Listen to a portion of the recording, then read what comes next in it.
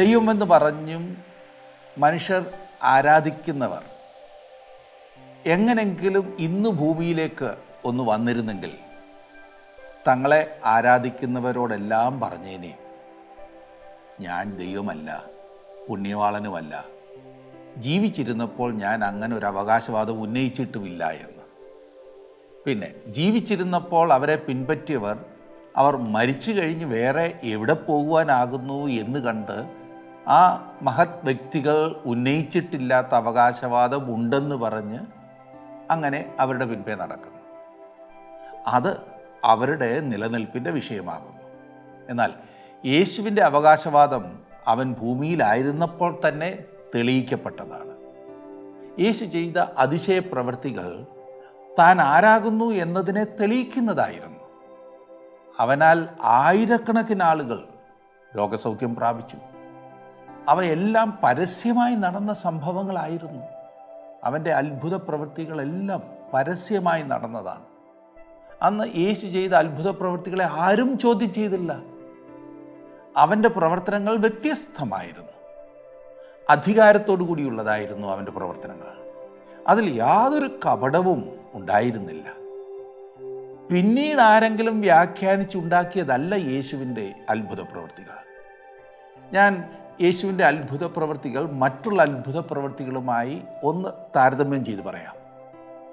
ഇതിനകത്തെ വ്യത്യസ്തത മനസ്സിലാക്കണം. ഒന്ന്, യേശുവിൻ്റെ അത്ഭുത പ്രവൃത്തികൾ പ്രവർത്തിക്കുവാനുള്ള കഴിവ് അവനിൽ നിക്ഷിപ്തമായിരുന്നു. അവൻ ദൈവമാകുന്നു എന്നതിൻ്റെ തെളിവാണത്. രണ്ട്, ആ കഴിവ് അവൻ തൻ്റെ ശിഷ്യന്മാർക്കും കൊടുത്തു. പഴയ നിയമത്തിൽ അത്ഭുതങ്ങൾ പ്രവർത്തിച്ചവർ അവരുടെ കഴിവ് കൈമാറ്റം ചെയ്തിരുന്നില്ല എന്ന് നമുക്കറിയാം. മൂന്ന്, യേശു ചെയ്ത അത്ഭുതങ്ങൾ അതിൻ്റെ സ്വഭാവത്തിലും എണ്ണത്തിലും സമാനതകളില്ലാത്തതാണ്. നാല്, യേശു ചെയ്ത അത്ഭുതങ്ങൾ പരോപകാരപ്രദവും മറ്റുള്ളവരുടെ നന്മയെ ലക്ഷ്യമാക്കിയുമുള്ളതായിരുന്നു. അവ ശക്തിപ്രകടനമോ ആളെ കൂട്ടുവാനോ ഗർവിൻ്റെ അടയാളമോ ആദായമുണ്ടാക്കുവാനോ ആയിരുന്നില്ല. അഞ്ചാമതായി, യേശു തനിക്ക് വേണ്ടി തന്നെ ഓരോ അത്ഭുതവും പ്രവർത്തിച്ചില്ല. എല്ലാം മറ്റുള്ളവരുടെ ആത്മീയ ഉദ്ധാരണത്തിന് വേണ്ടിയായിരുന്നു. തൻ്റെ ജീവിതം യേശുവിൻ്റെ അവകാശവാദങ്ങളെ തെളിയിക്കുന്നവയായിരുന്നു. ദൈവം അവനെ അയച്ചതാകുന്നു എന്ന് സാക്ഷ്യം പറയുന്നതായിരുന്നു യേശുവിൻ്റെ പ്രവർത്തനങ്ങളെല്ലാം. അവയിൽ ചിലത് നമുക്ക് ഇന്ന് ഒരുമിച്ചൊന്ന് ചിന്തിക്കാം. യോഹന്നാൻ്റെ സുവിശേഷം 5-ാം അധ്യായത്തിൻ്റെ 4-ാം വാക്യം വരെ നാം പഠിച്ചിരുന്നു. ഇനിയും 5 മുതൽ 47 വരെയുള്ള വാക്യങ്ങളാണ് നാം പഠിക്കുവാൻ പോകുന്നത്. വിശുദ്ധ യോഹന്നാൻ എഴുതിയ സുവിശേഷം 5-ാം അധ്യായം എടുത്താൽ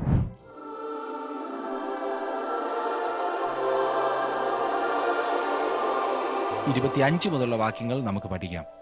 25-ാം വാക്യവും 28-ാം വാക്യവും ഞാനൊന്ന് വായിക്കാം. അതിനിടയിലുള്ള വാക്യങ്ങൾ പിന്നെ പഠിക്കാം. 25-ഉം 28-ഉം നമുക്ക് ആദ്യം നോക്കാം. 25-ാം വാക്യത്തിൽ നാം വായിക്കുന്നത്, ആമേൻ ആമേൻ ഞാൻ നിങ്ങളോട് പറയുന്നു, മരിച്ചവർ ദൈവപുത്രന്റെ ശബ്ദം കേൾക്കുകയും കേൾക്കുന്നവർ ജീവിക്കുകയും ചെയ്യുന്ന നാഴിക വരുന്നു, ഇപ്പോൾ വന്നുമിരിക്കുന്നു. 28-ാം വാക്യത്തിൽ, ഇതിങ്കൽ ആശ്ചര്യപ്പെടരുത്, കല്ലറകളിൽ ഉള്ളവർ എല്ലാവരും അവന്റെ ശബ്ദം കേട്ടു. നാഴിക ഇപ്പോൾ വന്നുമിരിക്കുന്നു എന്ന് 25-ാം വാക്യത്തിൽ യേശു പറഞ്ഞിരിക്കുന്നതിന്റെ അർത്ഥം എന്താണ്? വരുന്നു എന്ന് അന്ന് പറഞ്ഞ സമയത്താണ് നാം ഇന്ന് ജീവിക്കുന്നത്. 28-ാം വാക്യത്തിൽ വ്യക്തമായി പറഞ്ഞിരിക്കുന്നത് നാഴിക വന്നിട്ടില്ല, വരുന്നു എന്നാണ്. മരിച്ചവർ ദൈവപുത്രന്റെ ശബ്ദം കേട്ട് ജീവിക്കുകയും ചെയ്യുന്ന സമയത്തെങ്കിലേക്ക് നീങ്ങിക്കൊണ്ടിരിക്കുന്ന കാലത്താണ് ഞാനും നിങ്ങളും ജീവിക്കുന്നത് എന്നത്ര ഇവിടുത്തെ ചിന്ത. നാഴിക ഇപ്പോൾ വന്നുമിരിക്കുന്നു എന്ന് പറഞ്ഞിരിക്കുന്നതിന്റെ അർത്ഥം എന്താണ്? ഇപ്പോൾ അവന്റെ ശബ്ദം കേൾക്കുന്ന മരിച്ചവർ ആരാണ്? യോഹന്നാന്റെ സുവിശേഷം 11-ാം അധ്യായത്തിൽ യേശു മരിച്ച ലാസറിനെ ഉയർപ്പിച്ച സംഭവത്തോട് അനുബന്ധിച്ച് യേശു ലാസറിന്റെ 2 സഹോദരിമാരോട്, ഞാൻ തന്നെ പുനരുത്ഥാനവും ജീവനുമാകുന്നു, എന്നിൽ വിശ്വസിക്കുന്നവൻ മരിച്ചാലും ജീവിക്കും, ജീവിച്ചിരുന്ന് എന്നിൽ വിശ്വസിക്കുന്നവൻ ആരും ഒരു നാളും മരിക്കയില്ല എന്ന് പറഞ്ഞത് നിങ്ങൾ ഓർക്കുന്നുണ്ടല്ലോ. ഈ യോഹന്നാന്റെ സുവിശേഷം 11-ാം അധ്യായത്തിന്റെ 25-ഉം 26-ഉം വാക്യങ്ങളിലാണ് നാം അത് കാണുന്നത്. നാം ആ ഭാഗം പഠിക്കുമ്പോൾ കൂടുതൽ വ്യക്തമായി മനസ്സിലാക്കും. അവർ മരിച്ചാലും ജീവിക്കും, ശവക്കല്ലറയിലുള്ളവർ കേൾക്കും എന്നാണല്ലോ ഇതിന്റെ അർത്ഥം. അല്ല, ഇത് ആത്മീയ മരണത്തെയാണ് സൂചിപ്പിക്കുന്നത്. മരണമെന്നാൽ ദൈവത്തിൽ നിന്നുള്ള വേർപാട് എന്നാണ് അർത്ഥം. മരിച്ചവർ ദൈവപുത്രന്റെ ശബ്ദം കേൾക്കുകയും കേൾക്കുന്നവർ ജീവിക്കുകയും ചെയ്യുന്ന നാഴിക വരുന്നു, ഇപ്പോൾ വന്നുമിരിക്കുന്നു. കാരണം ഇന്ന് ആത്മീയമായി മരിച്ചിരിക്കുന്നവർ അവന്റെ ശബ്ദം കേട്ട് ജീവൻ പ്രാപിച്ചുകൊണ്ടത്രേ ഇരിക്കുന്നത്. എഫേസ്യ വിശ്വാസികൾ അതിക്രമങ്ങളിലും പാപങ്ങളിലും മരിച്ചിരിക്കുകയായിരുന്നു എന്ന് പൗലോസ് അവർക്ക് എഴുതി. ഓരോരുത്തരുടെയും ആത്മീയമായ അവസ്ഥ അതുതന്നെയാണ്. എന്നാൽ എന്റെ വചനം കേട്ട് എന്നെ അയച്ചവനിൽ വിശ്വസിക്കുന്നവന് നിത്യജീവനുണ്ട്, അവൻ ന്യായവിധിയിൽ കടക്കയില്ല, മരണത്തിൽ നിന്നും, അതായത് ആത്മീയ മരണത്തിൽ നിന്ന് അവൻ നൽകുന്ന ജീവങ്കലേക്ക് കടന്നിരിക്കുന്നു എന്ന് 25ഉം 28ഉം വാക്യങ്ങളിൽ നിന്നും കാണുവാൻ സാധിക്കും. 25ഉം 28ഉം വാക്യങ്ങളിൽ രണ്ട് പ്രത്യേക കാര്യങ്ങളാണ് അവൻ പറയുന്നത്. ക്രിസ്തു ആത്മീയ ജീവൻ നൽകുന്ന ഈ കാലമാണ് ആ നാഴിക വന്നുമിരിക്കുന്നു എന്ന് പറഞ്ഞിരിക്കുന്നത്. മരിച്ചവരെ കല്ലറകളിൽ നിന്ന് അവൻ ഉയർപ്പിക്കുന്ന സമയം വരാൻ പോകുന്നു. ഇനിയും അതിനിടയിലുള്ള രണ്ട് വാക്യങ്ങൾ നാം വിട്ടല്ലോ, 26ഉം 27ഉം. അത് തന്നെ നോക്കാം. 26ആം വാക്യത്തിൽ, പിതാവിന് തന്നിൽ തന്നെ ജീവൻ ഉള്ളതുപോലെ അവൻ പുത്രനും തന്നിൽ തന്നെ ജീവനുള്ളവൻ ആകുമാർ വരം നൽകിയിരിക്കുന്നു. അവൻ മനുഷ്യപുത്രനാകയാൽ ന്യായവിധി നടത്തുവാൻ അവൻ അധികാരവും നൽകിയിരിക്കുന്നു. കർത്താവായ യേശു ക്രിസ്തു ജീവൻ നൽകുന്നവനാണ്. അവന് ജീവനുണ്ട് എന്ന് മാത്രമല്ല, അവൻ ജീവൻ കൊടുക്കുകയും ചെയ്യുന്നു. ന്യായം വിധിക്കുവാനും അവന് അധികാരമുണ്ട്. അവൻ ന്യായം വിധിക്കുവാനല്ല, രക്ഷകനായിട്ടാണ് ഒന്നാമത് വന്നത്. എന്നാൽ അവൻ ന്യായാധിപനായിട്ടാണ് വീണ്ടും വരുവാൻ പോകുന്നത്. ആ സമയത്ത് കല്ലറകളിലുള്ളവർ അവന്റെ ശബ്ദം കേൾക്കും. 28ഉം 29ഉം വാക്യങ്ങളിൽ നാം വായിക്കുന്നത്, ഇതിങ്കൽ ആശ്ചര്യപ്പെടരുത്, കല്ലറകളിലുള്ളവർ എല്ലാവരും അവന്റെ ശബ്ദം കേട്ട് നന്മ ചെയ്തവർ ജീവനായും തിന്മ ചെയ്തവർ ന്യായവിധിക്കായും പുനരുത്ഥാനം ചെയ്യുവാനുള്ള നാഴിക വരുന്നു. രണ്ട് പുനരുത്ഥാനങ്ങളെക്കുറിച്ച് ഇവിടെ സൂചിപ്പിച്ചിരിക്കുന്നു. വെളിപ്പാട് പുസ്തകത്തിൽ ഒന്നാമത്തെ പുനരുത്ഥാനത്തിന്റെ പൂർത്തീകരണത്തെക്കുറിച്ചും, വെളിപ്പാട് പുസ്തകം 20-ാം അധ്യായത്തിന്റെ 4 മുതൽ 6 വരെയുള്ള വാക്യങ്ങൾ, രണ്ടാമത്തെ പുനരുത്ഥാനത്തെക്കുറിച്ചും, അതായത് 20-ാം അധ്യായത്തിന്റെ 11 മുതൽ 15 വരെയുള്ള വാക്യങ്ങളിൽ കൂടുതൽ വ്യക്തമായി പറഞ്ഞിട്ടുണ്ട്. രക്ഷിക്കപ്പെട്ടവരായ എല്ലാവരുടെയും ഉയർത്തെഴുന്നേൽപ്പാണ് ഒന്നാമത്തെ പുനരുത്ഥാനം. ദൈവത്തിന്റെ കാര്യപരിപാടിയിൽ ഇനിയും ആദ്യമായി നടക്കാനുള്ളതും അതാണ്. സഭയുടെ ഉൽപ്രാപണം എന്ന് നാം അതിനെ വിളിക്കുന്നു. 1 തെസ്സലോന്യ 4:17 വിശുദ്ധ പൗലോസ് ഇപ്രകാരം പറഞ്ഞിട്ടുണ്ട്, പിന്നെ ജീവനോടെ ശേഷിക്കുന്ന നാം അവരോടൊരുമിച്ച് ആകാശത്തിൽ കർത്താവിനെ എതിരേൽപ്പാൻ മേഘങ്ങളിൽ എടുക്കപ്പെടും. അതാണ് ഉൽപ്രാപണം. ഇത് ഭാവിയിൽ നടക്കാനിരിക്കുന്ന കാര്യമാണ്. അതിൻ്റെ തീയതിയോ അടയാളമോ പറഞ്ഞിട്ടില്ല. ഏത് നിമിഷവും അത് സംഭവിക്കാവുന്നതത്രേ. ജീവിച്ചിരിക്കുന്നവരിലും മരിച്ചവരിലും തനിക്കുള്ളവരെ അവൻ ഈ ലോകത്തിൽ നിന്ന് വിളിച്ചു മാറ്റുവാൻ പോകുകയാണ്. ഒന്നാമത്തെ പുനരുത്ഥാനത്തിന്റെ ഒരു ഭാഗമത്രേ അത്. മഹാപീഡന കാലത്ത് അനേക വിശ്വാസികൾ രക്തസാക്ഷികളായി തീരും. മഹാപീഡന കാലത്തിന്റെ അവസാനത്തിൽ അവർ പഴയ നിയമ വിശുദ്ധന്മാരോടുകൂടെ ഉയർത്തെഴുന്നേൽക്കും. അതും ഒന്നാമത്തെ പുനരുത്ഥാനത്തിന്റെ ഒരു ഭാഗമാണ്. അവർ ഈ ഭൂമിയിൽ എന്നേക്കും ജീവിക്കുവാനായിട്ടാണ് ഉയർത്തെഴുന്നേൽക്കുന്നത്. അതാണ് ഒന്നാമത്തെ പുനരുത്ഥാനം. നമ്മുടെ കർത്താവ് പറഞ്ഞിരിക്കുന്ന ജീവനായുള്ള പുനരുത്ഥാനം അതാണ്. ഇനിയും ന്യായവിധിക്കായുള്ള പുനരുത്ഥാനം എന്ന് പറഞ്ഞിരിക്കുന്നത് എല്ലാ കാലത്തുമുള്ള രക്ഷിക്കപ്പെടാത്ത ആളുകൾ വെള്ളസിംഹാസനത്തിലെ ന്യായവിധിക്കായി ഉയർത്തെഴുന്നേൽക്കുന്നതാണ്. അവർ അവരുടെ പ്രവൃത്തിക്കനുസരിച്ച് ന്യായം വിധിക്കപ്പെടും. നീതിമാനായ ദൈവത്തിന്റെ മുൻപാകെ അവർ നിൽക്കും. തങ്ങളുടെ കാര്യം പറയുവാൻ വിശുദ്ധനായ ദൈവത്തിന്റെ മുൻപാകെ നിൽക്കുവാൻ ഒരു അവസരം അവർക്ക് ലഭിക്കും എന്നത് സത്യമാണ്. എന്നാൽ ആ ന്യായവിധിയിൽ ഒരു വ്യക്തി പോലും രക്ഷപ്പെടുകയില്ല. ഇത് ദൈവം മുന്നറിയിപ്പായി നമ്മോട് പറഞ്ഞിട്ടുണ്ട്. നഷ്ടപ്പെട്ടവരെ മാത്രമാണ് അവിടെ കൊണ്ടുവരുന്നത്. അവർ തങ്ങളുടെ പ്രവർത്തികൾക്കനുസരിച്ച് ന്യായം വിധിക്കപ്പെടും. കാരണം ശിക്ഷയ്ക്ക് കൂടുതൽ കുറവുകൾ ഉണ്ടായിരിക്കുമല്ലോ. ലൂക്കോസിന്റെ സുവിശേഷം 12-ാം അധ്യായത്തിന്റെ 47ഉം 48ഉം വാക്യങ്ങളിൽ അതാണ് നാം കാണുന്നത്. ആരോ വചനമറിയാത്ത ഒരാൾ ഒരിക്കൽ പ്രാർത്ഥിച്ചു, ദൈവമേ എന്നെ ആദ്യത്തെ പുനരുത്ഥാനത്തിൽ ഉയർപ്പിച്ചില്ലെങ്കിലും രണ്ടാമത്തെ പുനരുത്ഥാനത്തിലെങ്കിലും ഉയർപ്പിക്കണമേ എന്ന്. സുഹൃത്തെ, അത് ആഗ്രഹിക്കേണ്ട. ആദ്യത്തേത് തന്നെയാകട്ടെ. ഇപ്പോൾ തന്നെ ക്രിസ്തുവിങ്കിലേക്ക് കടന്നു വന്നാൽ ആദ്യത്തെ പുനരുത്ഥാനത്തിൽ താങ്കളും ഭാഗവാക്കാകും. നന്മ ചെയ്തവർ ജീവനായും തിന്മ ചെയ്തവർ ന്യായവിധിക്കായും എന്ന് നാം വായിച്ചല്ലോ. ഇങ്ങനെ പറഞ്ഞിരിക്കുന്നതിനാൽ രക്ഷ പ്രവൃത്തിയാലാണെന്ന് തോന്നാം, ഇല്ലേ? പുണ്യകർമ്മങ്ങൾ ചെയ്തവർ ഉയർക്കുമെന്നല്ല. രക്ഷ കൃപയാലാണെന്നും നീതീകരണം വിശ്വാസത്താലാണെന്നും പുതിയ നിയമം വ്യക്തമാക്കുന്നുണ്ട്. രക്ഷിക്കപ്പെടുന്നത് കൊണ്ടാണ് നന്മ ചെയ്യുവാൻ നാം പ്രാപ്തരാകുന്നത്. എഫെസ്യ ലേഖനം 2-10 നാം അതാണ് കാണുന്നത്. ഇവിടെ ജീവനായി എന്ന് പറയുന്നത് ശരീരത്തോടുകൂടി നിത്യജീവനിൽ പ്രവേശിക്കേണ്ടതിന് എന്ന അർത്ഥത്തിലാണ്. തിന്മ ചെയ്തവർ ന്യായവിധിക്കായി എന്ന് പറഞ്ഞിരിക്കുന്നിടത്ത് അവർ ചെയ്ത തിന്മ എന്തെന്നുള്ള സംശയമുണ്ടാകുമല്ലേ? ഞാൻ പറയാം. അവർ ചെയ്ത തിന്മ ക്രിസ്തുവിൽ വിശ്വസിക്കാതിരുന്നതാണ്. നീതിമാന്മാരും ദുഷ്ടന്മാരും ഉയർക്കുന്നത് ഒരു വാക്യത്തിൽ പറഞ്ഞിരിക്കുന്നെങ്കിലും ഒരുമിച്ചല്ല ഉയർക്കുന്നത്. അത് കൊരിന്ത്യർക്ക് എഴുതിയ 1 കൊരിന്ത്യർ 15-52 1 തെസ്സലോനിക്കർ 4-16 വെളിപ്പാട് പുസ്തകം 20 4-6 വ്യക്തമാക്കിയിട്ടുണ്ട്. ഈ നീതിമാന്മാരും ദുഷ്ടന്മാരും ഒരുമിച്ചല്ല ഉയർക്കുന്നത് എന്ന്. രണ്ടു കൂട്ടരും രണ്ട് സമയത്താണ് ഉയർക്കുന്നത്. ന്യായവിധി നാളിൽ മരിച്ചവരെ ഉയർപ്പിക്കുവാനുള്ള അധികാരം ക്രിസ്തുവിനാണ്. ഈ 5-19 മുതൽ 29 വരെയുള്ള ഭാഗത്ത് യേശു ക്രിസ്തു പിതാവായ ദൈവത്തോട് സമനായിരിക്കുന്ന 7 കാര്യങ്ങൾ പറഞ്ഞിട്ടുണ്ട്. 19 വാക്യത്തിൽ പ്രവർത്തനത്തിൽ അവൻ പിതാവിനോട് സമനായിരിക്കുന്നു എന്ന് വായിക്കുന്നു. 20 വാക്യത്തിൽ അറിയുന്നതിൽ പിതാവിനോട് സമനായിരിക്കുന്നു. 21 വാക്യത്തിലും 28 വാക്യത്തിലും 29 വാക്യത്തിലും ഉയർപ്പിക്കുന്നതിൽ അവൻ പിതാവിനോട് സമനായിരിക്കുന്നു. 22 വാക്യത്തിലും 27 വാക്യത്തിലും ന്യായം വിധിക്കുന്നതിൽ, 23 വാക്യത്തിൽ ബഹുമാനത്തിൽ അവൻ പിതാവിനോട് സമനായിരിക്കുന്നു. 24-25 വാക്യത്തിൽ ജീവിപ്പിക്കുന്നതിൽ അവൻ പിതാവിനോട് സമനായിരിക്കുന്നു.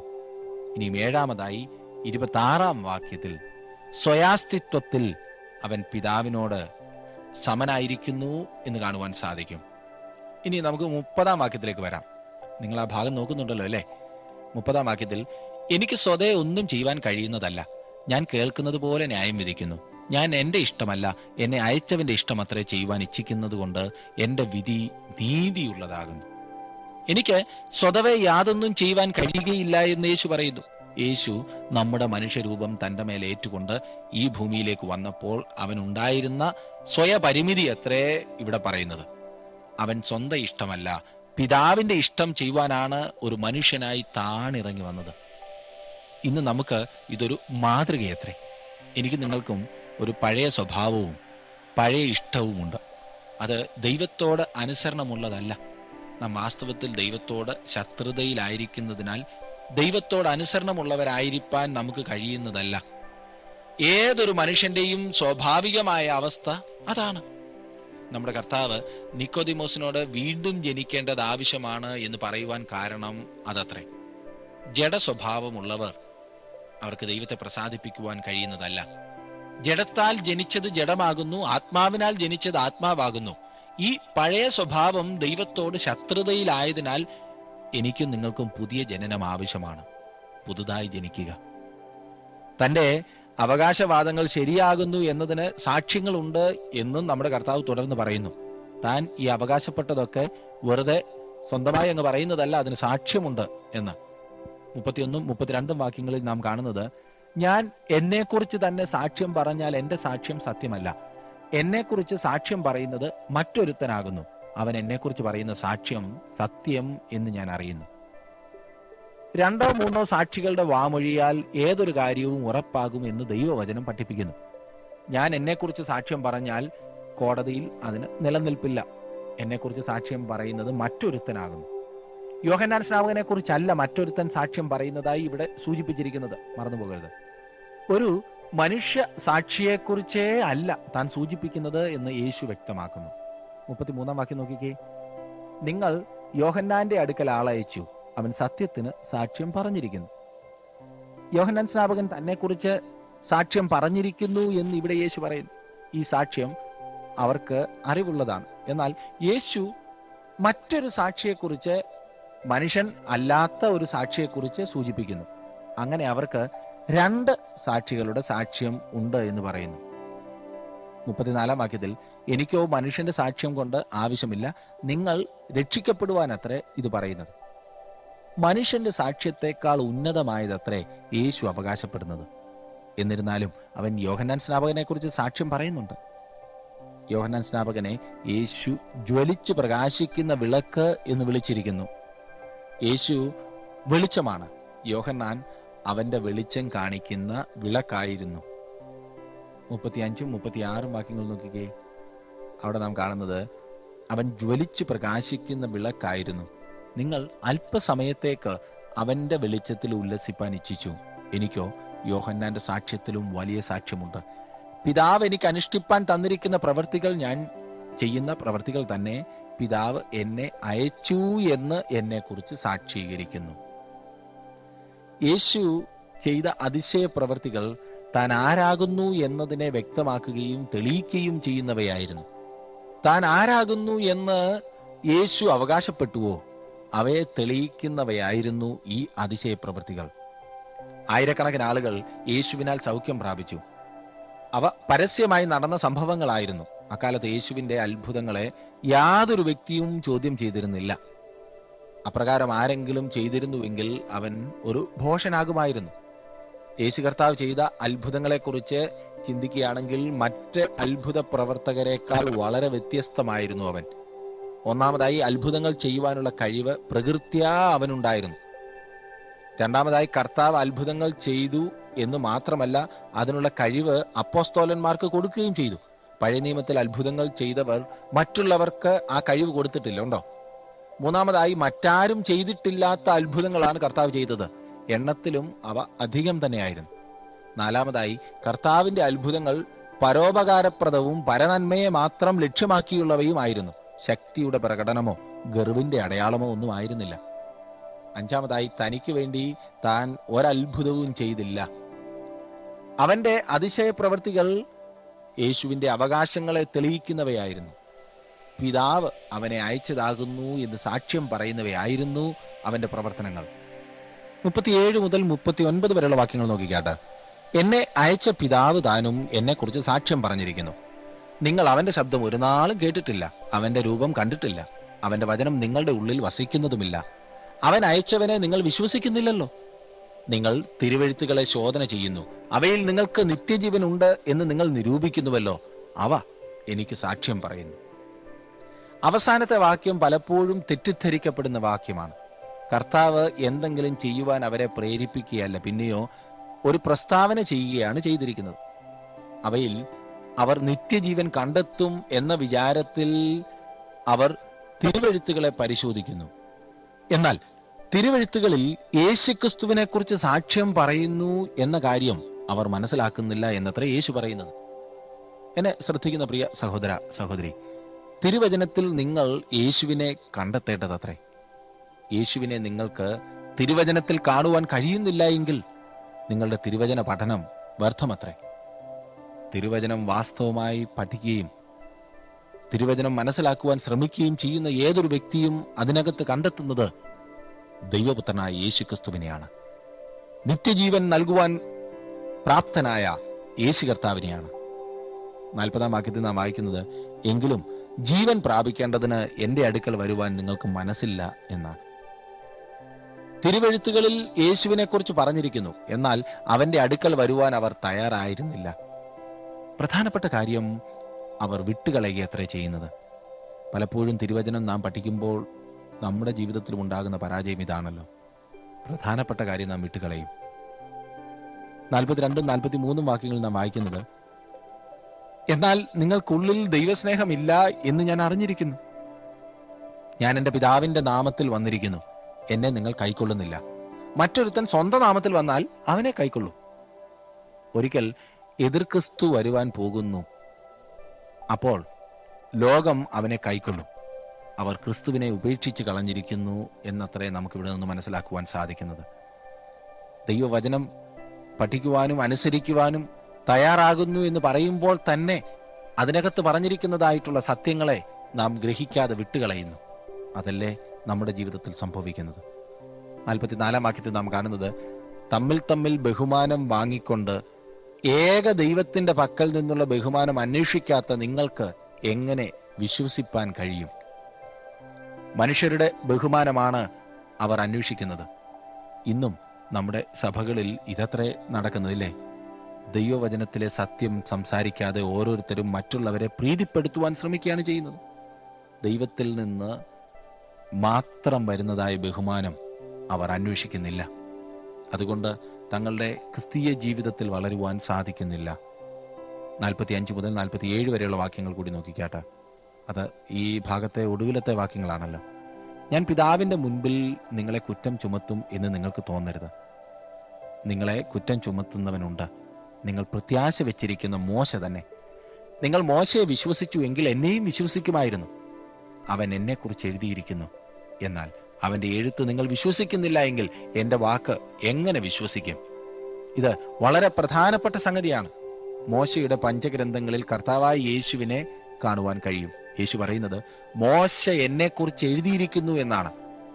യേശുക്രിസ്തുവിനെ തിരുവചനത്തിന്റെ ഓരോ പേജുകളിലും കാണുവാൻ കഴിയും. ചിലർ പഴയ നിയമത്തെ ചോദ്യം ചെയ്യുന്നതായി കാണുവാൻ കഴിയും. തങ്ങൾ വാസ്തവത്തിൽ എന്താണ് ചെയ്യുന്നത് എന്ന് അവർക്ക് അറിഞ്ഞുകൂടാ. പുതിയ നിയമത്തിന്റെ അടിസ്ഥാനം പഴയ നിയമമാണ്. നിങ്ങൾ മോശയുടെ എഴുത്ത് വിശ്വസിക്കുന്നില്ല എങ്കിൽ എൻ്റെ വാക്ക് എങ്ങനെ വിശ്വസിക്കുമെന്നാണ് നമ്മുടെ കർത്താവ് ചോദിച്ചത്.